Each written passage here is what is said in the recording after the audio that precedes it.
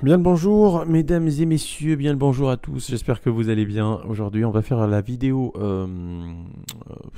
post-cinéma. Voilà, c'est pas une vidéo critique, hein. Je vais juste parler d'une série que j'apprécie fortement en ce moment. Il s'agit de la série From, Provenance en français. Elle était sortie en 2022. Et donc, chaque saison dure 10 épisodes. Et donc là, je suis en train de regarder la saison 3. J'ai terminé l'épisode 9 là, il y a quelques jours. Et franchement, c'est une série qui est attachante. Alors, est-ce que c'est le même qui a écrit Lost ou pas? Parce il y a des amis qui m'ont dit que c'est le même gars qui a écrit Lost. Je ne sais pas. Alors, on va voir ça. Alors, attendez.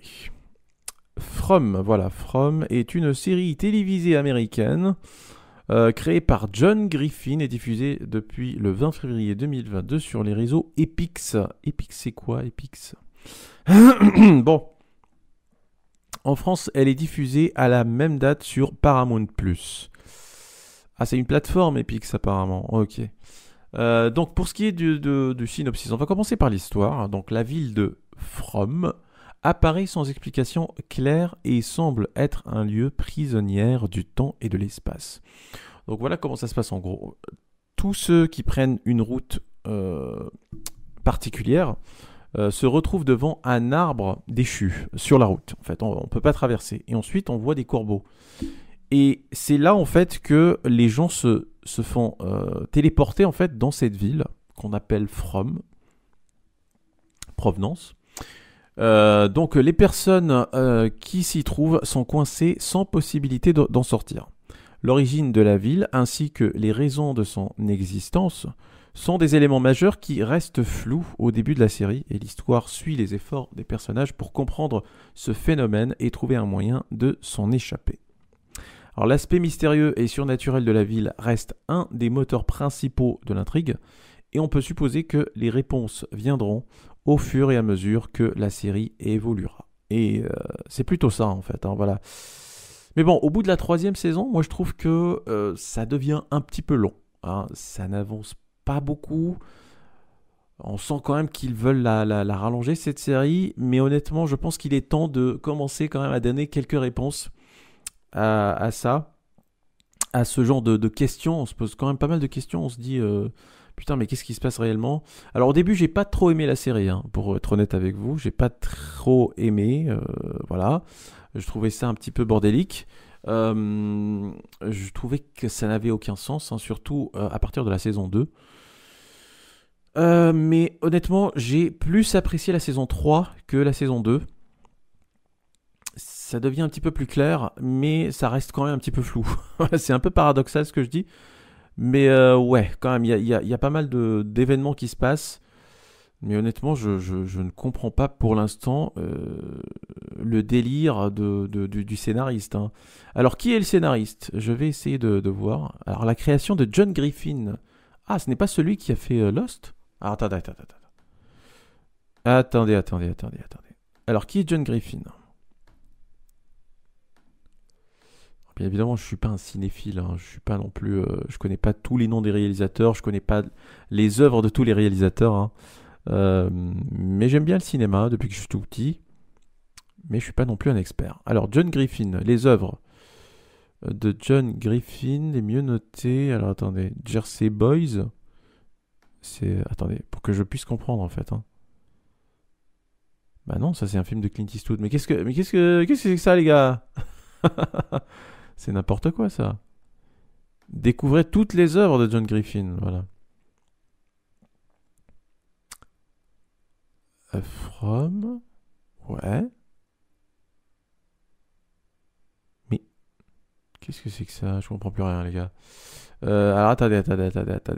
John Griffin, s'il vous plaît. Alors je ne parle pas du réalisateur, bien évidemment, je parle du créateur. Recherchez John Griffin, voilà. Alors, John Griffin est un acteur et scénariste. Ah, d'accord, c'est un acteur et un scénariste. Donc, voilà, filmographie, on va voir ça. En tant qu'acteur, en tant que scénariste. Ah d'accord, donc il a fait From quoi, c'est tout. En tant que scénariste. Mais par contre, en tant qu'acteur, il a fait des séries comme SWAT. Je suis pas trop fan moi de ce genre de série, hein. Los Angeles, Bad Girl, Jersey Boys.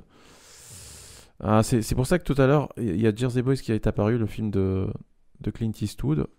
C'est qu'il est en fait acteur. Bon bref, donc, alors pour ce qui est des acteurs, on a, euh, on a plutôt un casting qui est pas mal, hein. On a Harold Perrineau qui joue Boyd Stevens, qui est, on va dire, le personnage central du film. Voilà, c'est lui qui deviendra le shérif de cette ville et qui essayera de faire régner l'ordre jusqu'à ce qu'il trouve en fait une solution pour les habitants et lui de sortir de là. Sinon, on a aussi Eion Bailey qui joue le rôle de Jim Matthews, qui est un père de famille qui donc débarque dans cette ville avec sa femme Catalina Sandino Moreno, qui joue le rôle de Tabitha Matthews. Et donc elle a un rôle central elle aussi, mais on commence à le découvrir que maintenant en fait à partir de la saison 3.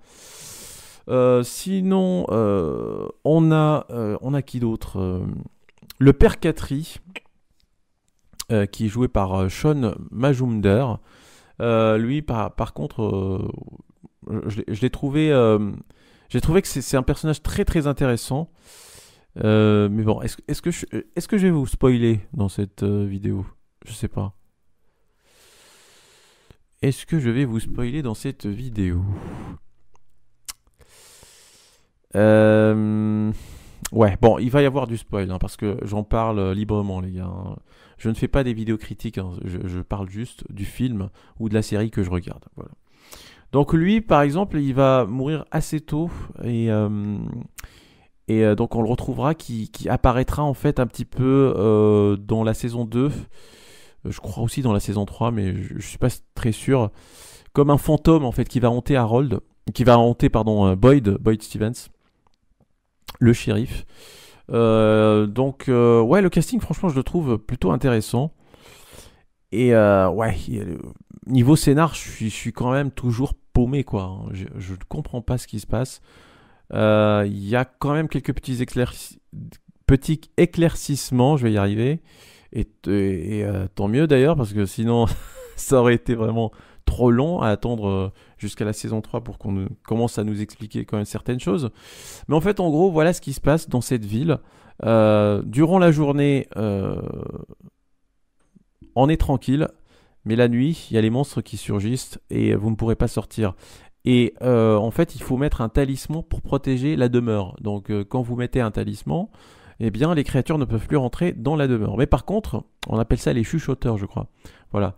Et donc, par contre, il faut faire attention parce qu'ils peuvent quand même frapper les fenêtres, frapper les portes, essayer de vous intimider.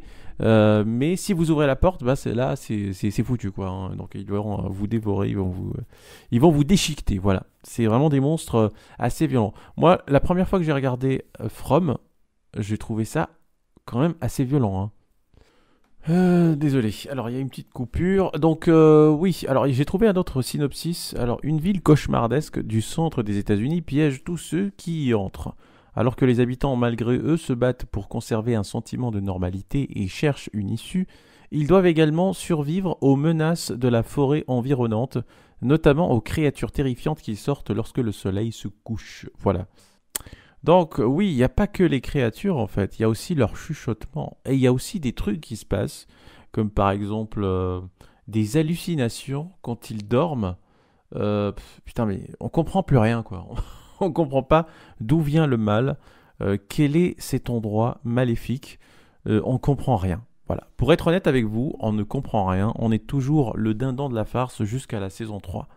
On ne comprend plus rien. Mais par contre, il y a des personnages centraux, comme par exemple le shérif Boyd, la femme de Jim Matthews. Il y a aussi Julie, leur fille, qui représente aussi un personnage central. Il y a aussi Jade qui joue un espèce de concepteur, architecte. Il fait des conceptions de labyrinthes et tout. Qui est un personnage aussi central, je trouve, qu'il a son mot à dire. Et il y a surtout aussi, comment il s'appelle déjà? Il y a aussi Victor, voilà, Victor Cavano, qui est joué par Scott McCord. Alors, lui, le personnage, lui, c'est vraiment le plus important d'entre tous, hein. C'est pourquoi? Parce que il est le premier à débarquer dans cette ville et il est le seul qui a survécu pendant une longue période. Donc, il était là depuis le début. Il en connaît un coin quand même dans cet endroit un petit peu maléfique. Donc, je sais pas si ça se passe en fait dans la tête de quelqu'un. On ne sait pas en fait ce qui se passe réellement avec cet endroit en fait. On ne sait pas. On ne sait pas encore. Voilà. Moi en tout cas, personnellement, je ne sais pas. Je ne comprends pas. Encore, je ne comprends pas. Alors, la saison 2 se termine avec un épisode plutôt assez intéressant. Pourquoi? Parce que la femme de Jim, elle se fait pousser par un enfant d'une tour. Voilà. Et c'est la seule personne qui est sortie de cet endroit par cette méthode. Alors, l'enfant lui-même, il n'existe pas. Enfin, si, il existe, mais on ne sait pas en fait s'il existe ou pas. Il est habillé en blanc. Victor le voit depuis qu'il est dans cet endroit. Il le voit à chaque fois. Donc, il a grandi avec. C'est devenu son ami, il le dit d'ailleurs. Et donc, Tabitha a été guidée par cet enfant et il l'a poussé, il lui a dit « Je suis désolé, c'est le seul moyen » et hop, paf, elle se retrouve, donc elle retourne dans le monde réel.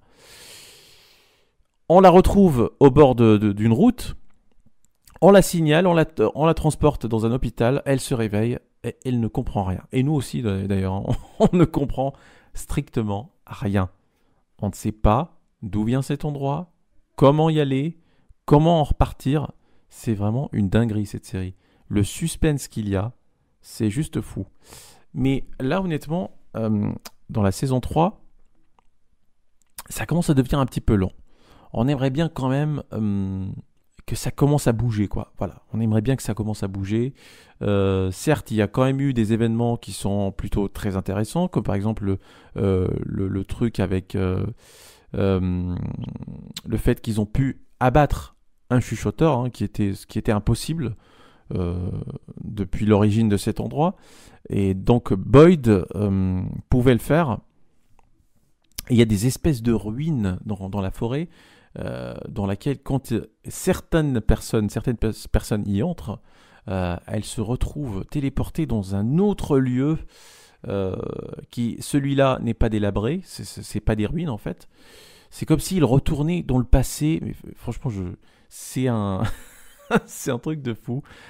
Et donc là, tu te dis, alors là, franchement, là, je suis complètement perdu. Et donc, Boyd Stevens, qu'est-ce qui se passe avec lui? Je me rappelle plus, mais en tout cas, il s'est retrouvé dans ces ruines. Et voilà, il était avec Sarah. Alors Sarah, elle aussi, c'est un autre personnage qui, au début, on croyait que c'était une méchante, mais en fait non. Elle entendait des voix et Boyd croit que Sarah est le moyen de sortir de cet endroit. Pourquoi? Parce que les autres communiquent avec elle. Et donc, il lui disait de faire des trucs pas très saines, quoi, notamment de tuer telle ou telle personne pour pouvoir sortir de cet endroit. Et elle y croyait. Et elle voulait en fait, elle partait d'un bon sentiment en fait. Le fait de sacrifier une personne pouvait sauver tout le monde. Mais finalement, ça s'est retourné sur elle et ça a été un cauchemar pour elle puisque elle a tué son frère sans le faire exprès. Puisque les bruits ils lui ont chuchoté en fait de tuer le fils de Tabitha et de Jim qui avait je crois 8 ans ou 9 ans, et lui aussi c'est un personnage central, et lui aussi, alors il y a énormément de personnages clés en fait dans la série si vous regardez bien, et donc Sarah elle aussi elle va jouer un rôle important, voilà. Et donc Boyd s'est retrouvé avec Sarah un jour, puisqu'il l'a protégé, hein. Le père Catry en fait l'a protégé, il l'a enfermé dans son église, Et ensuite, Harold, pourquoi je dis toujours Harold? Boyd, le shérif, donc, il va essayer de comprendre pourquoi, d'abord, le père Catry l'a protégé. Et le père Catry va lui expliquer, en fait, que Sarah détient une clé de la compréhension de quitter cet endroit. Et donc, Boyd ne va pas accepter au début, mais ensuite, il va l'accepter. Et il va essayer de la protéger et l'éloigner, en fait, des habitants de la ville, parce que sinon, elle serait mise dans la boîte. Alors, la boîte, qu'est-ce que c'est? La boîte, c'est là où, en fait, quand quelqu'un commet un crime odieux, ou s'il ne respecte pas la loi du village, eh bien, ils le mettent dans la boîte. C'est là qu'il va se faire dévorer par les chuchoteurs, les monstres, les créatures. Voilà, ils le mettent dans une boîte la nuit, sans talisman.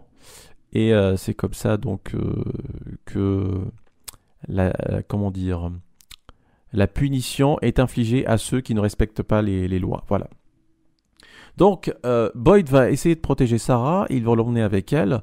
Il n'a pas du tout confiance en elle. Hein, voilà. Mais elle essaie vraiment de se racheter. Elle essaie vraiment de réparer ses erreurs. Et c'est là qu'il s'est retrouvé dans ses ruines. Elle va lui dire de rentrer dans un arbre. Et en fait, ces arbres-là, c'est une roulette russe, en fait. Soit t'es épargné, soit tu te retrouves voilà, dans un endroit où tu vas mourir, quoi. Voilà, c'est ça. Et donc, Boyd se retrouve dans un puits, un endroit très profond, et il y remonte, et il retrouve un vieillard qui va lui parler. C'est un peu bizarre, c'est un peu étrange. Je crois que ça se passe dans la saison 2. Et il va lui faire passer des vers à travers le sang. Et c'est grâce à ces vers, en fait, qu'il a pu tuer un chuchoteur, une créature. C'est un peu étrange. Il se passe un truc, en fait, entre Boyd et les créatures. Pourquoi? Parce que c'est des créatures un petit peu intelligentes, on va dire. C'est pas des créatures, des zombies qui sont dénuées de sens et tout. Et on le voit d'ailleurs dans un épisode où ils vont ouvrir la grange. Les villageois vont manquer de nourriture, ils n'ont plus de nourriture. Et là, qu'est-ce qu'ils vont faire? Ils vont ouvrir la grange, ils vont libérer les animaux, donc les 2-3 bêtes qui restent au village pour survivre. Et donc ils libèrent les vaches, les moutons, etc., etc. Et donc ça enclenche un mouvement de panique dans le village. Et donc Boyd se précipite pour essayer de sauver le maximum de bétail avec l'autre, comment il s'appelle, l'architecte Jade, voilà, Jade. Et il va y avoir évidemment des victimes. Donc les créatures, en fait, elles ne sont pas bêtes, elles sont intelligentes et surtout elles ont un truc avec Boyd. Parce qu'il s'est fait capturer dans la grange après et ils ont capturé avec lui Madame, comment elle s'appelle déjà, la chinoise Tain Chen, je crois, et ils lui ont dit de regarder la torture, voilà, la torture de la dame, et donc ils lui ont rien fait, lui, Boyd. Alors, donc c'est vraiment des créatures barbares qui choisissent n'importe quelle victime pour la torturer. Non, là elles parlent, elles disent des trucs, c'est un peu intriguant. C'est vrai, ça nous change en tout cas, ça nous change des Walking Dead et autres séries un petit peu post-apocalyptiques. C'est ça que je trouve génial, c'est ça qui distingue en fait cette série par rapport aux autres séries de zombies, de monstres et tout. Et très honnêtement, la saison 2, voilà, je la trouve bordélique en termes d'événements et tout, mais la saison 3, je l'aime mieux en termes d'événements, en termes de rythme, voilà. Mais par contre, c'est encore un peu long, hein. Voilà, ça reste un peu long. On est toujours dans le doute, on ne comprend rien. Et voilà. Et on s'en rend compte quand même durant l'épisode 9, l'avant-dernier. C'est un peu un épisode à rallonge, quoi. Il est là juste pour... voilà, quoi. On aimerait bien savoir encore un truc plus intéressant, quoi. Voilà, l'épisode 9, je le trouve une perte de temps. Donc, je vais m'arrêter là. C'est une série que je pourrais vous recommander, très sincèrement. Tu te poses toujours des questions, et c'est ce qui nous maintient en fait, hein, réellement. En fait, si tu regardes bien, si on savait la vérité, je pense que plus de la moitié vont décrocher. Et c'est peut-être pour ça qu'ils maintiennent en fait cette espèce de mystère. S'il n'y avait pas ce mystère, bah, on aurait déjà foutu le camp, quoi. Voilà. Donc, finalement... c'est un mal pour un bien, voilà. Mais on aimerait bien que ça ne soit pas trop long non plus, hein, voilà. Parce que s'ils vont continuer durant une saison 4, 5, je sais pas moi, jusqu'où ils iraient. Mais très honnêtement, ça va être trop long. Voilà. À moins qu'ils arrivent à trouver des rebondissements incroyables dans le scénario, ou qu'ils nous réservent des cartes mystères, des cartes Joker. On verra cela. Mais en tout cas, franchement, c'est une série que je recommande. Voilà, elle est très très intéressante. Et je ne peux que vous la recommander. Alors la prochaine vidéo, ça sera sur Gladiator 2, que j'ai vu hier au cinéma. Et je vais vous en parler, je vais vous donner mon avis là-dessus. Voilà les amis, voilà c'était la pause ciné. Merci d'avoir regardé et moi je vous retrouve donc pour de nouvelles vidéos. Salut!